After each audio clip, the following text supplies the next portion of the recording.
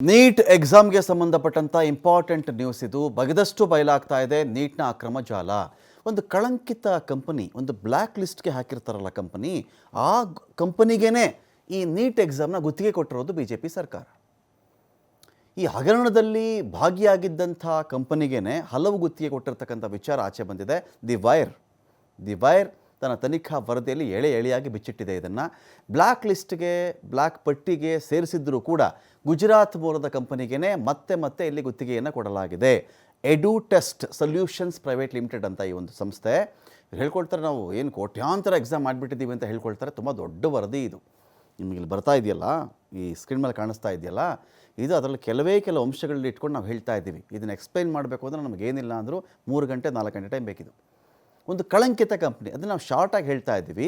ಒಂದು ಕಳಂಕಿತ ಕಂಪನಿ ಅನೇಕ ರಾಜ್ಯಗಳ ಉದ್ಯೋಗ ಸಂಬಂಧಿ ಪರೀಕ್ಷೆಗಳಾಗಿರಲಿ ಅಥವಾ ಬೇರೆ ಎಕ್ಸಾಮ್ಗಳು ಇವ್ರ ಕಡೆಯಿಂದ ಆಗಿರಲಿ, ಪ್ರತಿ ಎಕ್ಸಾಮಲ್ಲೂ ಒಂದಲ್ಲ ಒಂದು ಆರೋಪ ಇದ್ರ ಮೇಲೆ ಕೇಳಿ ಬಂದಿದೆ. ಇದು ಎಡುಟೆಸ್ಟ್ ಸೊಲ್ಯೂಷನ್ಸ್ ಅಂತ ಕಪ್ಪು ಪಟ್ಟಿಗೂ ಹೋಗಿತ್ತು. ಅನೇಕ ರಾಜ್ಯಗಳು ಇದ್ರ ಮೇಲೆ ಕಂಪ್ಲೇಂಟ್ ಬಂತು. ಕೆಲವರು ಬ್ಯಾನ್ ಮಾಡಿದ್ರು, ಕೆಲವರು ಕೊಡಲ್ಲ ಈ ಸಂಸ್ಥೆಗೆ ಅಂತ ಹೇಳಿದ್ರು. ಆದರೂ ಇದೇ ಸಂಸ್ಥೆಗೆ ಮತ್ತೆ ಕೆಲವು ಎಕ್ಸಾಮ್ಗಳನ್ನು ಕೊಟ್ಟಿರ್ತಕ್ಕಂಥ ಉದಾಹರಣೆಗಳು ಇದೆ. ಇನ್ನೊಂದು ಕಡೆ ಹಿಂದೂ ಸಂಘಟನೆಯ ಅಧ್ಯಕ್ಷ ಸುರೇಶ್ ಚಂದ್ರ ಈ ಒಂದು ಎಡುಟೆಸ್ಟ್ ನಾವು ಹೇಳ್ತಾ ಇದ್ದೀವಲ್ಲ, ಇದರ ಫೌಂಡರ್ ಅಥವಾ ಸಂಸ್ಥಾಪಕ ಅಂತ. ಸರ್ವದೇಶಿಕ್ ಆರ್ಯ ಪ್ರತಿನಿಧಿ ಸಭಾ ಎಂಬ ಹಿಂದೂ ಸಂಘಟನೆ ಮಾಡೋ ಕೆಲಸ ಏನು ಅಂದರೆ, ಅನೇಕ ರೀತಿಯಲ್ಲಿ ಒಂದು ಪ್ರೋಗ್ರಾಮನ್ನು ಆಯೋಜನೆ ಮಾಡೋದು. ಅದರಲ್ಲಿ ಕೇಂದ್ರದ ಮಂತ್ರಿ ನರೇಂದ್ರ ಮೋದಿಯವರು, ನಿತಿನ್ ಗಡ್ಕರಿಯವರು, ಯಾರ್ಯಾರು ಬಿ ಜೆ ಪಿ ದೊಡ್ಡ ಲೀಡರ್ಗಳು, ಮಿನಿಸ್ಟರ್ಗಳಿದ್ದಾರಲ್ಲ, ಅವ್ರನ್ನ ತಂದು ಪಕ್ಕದಲ್ಲಿ ನಿಲ್ಸ್ಕೊಂಬಿಡೋದು ವೇದಿಕೆಯಲ್ಲಿ. ನೋಡಿದ ತಕ್ಷಣ ಫೀಲ್ ಏನು ಹೇಳಿ, ಬಹಳ ಪವರ್ಫುಲ್ ಇವರು, ಮೋದಿಯವರೇ ಗೊತ್ತಾ ಇವ್ರಿಗೆ ಅಂತ. ಇಂಥ ಒಂದು ಪ್ರಭಾವವನ್ನು ಬಳಸ್ಕೊಂಡು ಮತ್ತೆ ಬೇರೆ ರಾಜ್ಯಗಳ ಎಕ್ಸಾಮಿನೇಷನ್ಗೆ ಸಂಬಂಧಪಟ್ಟಂತೆ ಗುತ್ತಿಗೆ ಪಡ್ಕೊಳ್ಳೋದು. ಈ ಸಂಸ್ಥೆ ಹಲವು ಕಾರ್ಯಕ್ರಮಗಳಲ್ಲಿ ನರೇಂದ್ರ ಮೋದಿ ಕೂಡ ಭಾಗಿಯಾಗಿದ್ದಾರೆ. 2017ರಲ್ಲಿ ಸುರೇಶ್ ಚಂದ್ರ ಪುತ್ರ ವಿನೀತ್ ಕೂಡ ಜೈಲು ಪಾಲಾಗಿದ್ದ. ಇಂಥದೇ ಎಕ್ಸಾಮ್ ಸ್ಕ್ಯಾಮ್ಗಳು, ಕ್ವೆಶ್ಚನ್ ಪೇಪರ್ ಲೀಕ್ ಮಾಡೋದು, ಯಾರಿಗೋ ಹೆಲ್ಪ್ ಮಾಡೋದು, ಕೋಟಿಗಟ್ಟಲೆ ವ್ಯವಹಾರ ಇವೆಲ್ಲವೂ ಕೂಡ. ಈಗ ಈ ವಿನೀತು ದೇಶದಲ್ಲೇ ಇಲ್ಲ, ಇವನು ಅಮೆರಿಕದಾಗೆ ಹೋಗಿದ್ದಾನೆ ಅಂತ ಮಾಹಿತಿ ಇದೆ. ಚೆಕ್ ಮಾಡ್ತಾ ಇದ್ದಾರೆ.